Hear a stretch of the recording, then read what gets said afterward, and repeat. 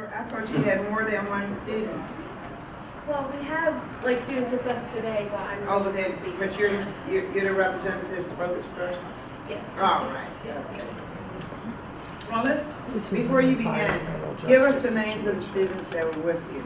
Sure. There is Josh and Savita. Why don't you guys introduce yourselves? Come to the podium and give us your name. Josh Savito. All right, thank you. You may begin. Okay. So first, I just want to thank everyone for having us and for listening. My name is Destiny, and I'm a member of Free Your Voice, a student-led human rights group. And for the past few years, we've been working on environmental and health issues that we face in our community. And I want to share with you a story that both highlights and shines light on those issues as well as shows exactly why this bill is necessary. So I live in Curtis Bay, which is a very small, tight-knit community in Baltimore. And Curtis Bay is my home, and I love it, but to be perfectly honest, Curtis Bay is like pollution central. That's your senator. We're from Baltimore, so we're familiar with Curtis Bay. Go ahead. Yeah, and anyone who knows Curtis Bay knows that the pollution that's there is largely due to the industrial area that surrounds it. Sure. So obviously Curtis Bay is not the healthiest place to live, and in fact we discovered that Curtis Bay, although it's a rather small community, has one of the most polluted areas, is one of the most polluted areas in the city. We also found that people die in Curtis Bay of lung cancer, heart disease, and lower respiratory disease at some of the highest levels in the city.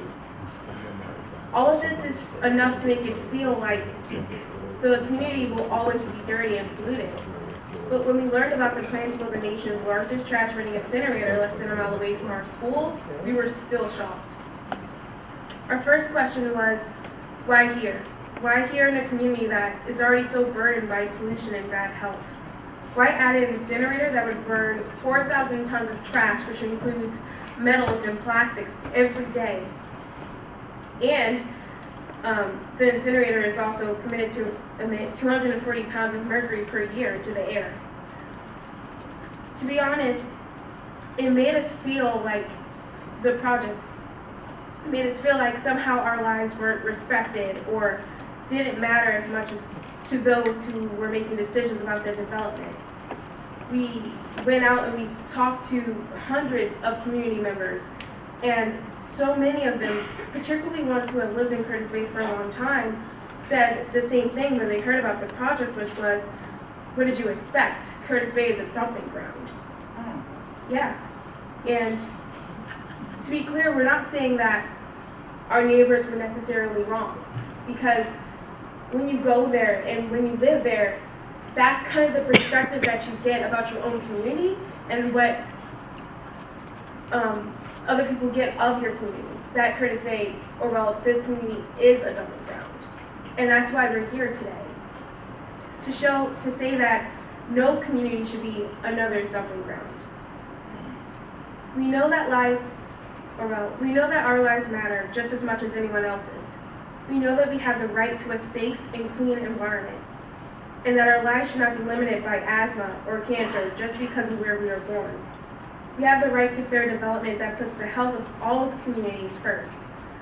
For a long time, we've tried to do this, and very similar to your story actually, we tried to do this by getting a health impact assessment for our community to see how much, or the impact that the incinerator would have on Curtis Bay. And the Baltimore City Health Department told us that although the project deserved a health study, they wouldn't conduct one because of the fact that permits were already given to Energy Answers, the company building the incinerator. Communities need to know how pollution is going to affect them. This is why we're so excited to voice our support for this bill, because it gets at the heart of the problem that we're trying to address. The spirit of this bill is something that we believe in, and that is equality and fairness and equity for all. This bill will make it so that communities like mine, communities that have historically had more than their fair share of pollution, and pay the consequences are respected and recognized when new development decisions are made. Then, instead of trash incinerators, we hope that Curtis Bay and communities like it will be the destination for development that puts our needs first.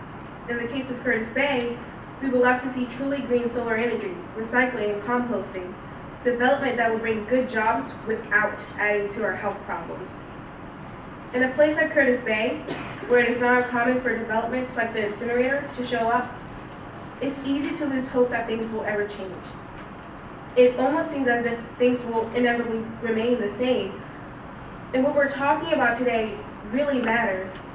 And it could be a step toward a real change, not just for communities like Curtis Bay, but for all communities, because our fate as a city and as a state, it involves everyone.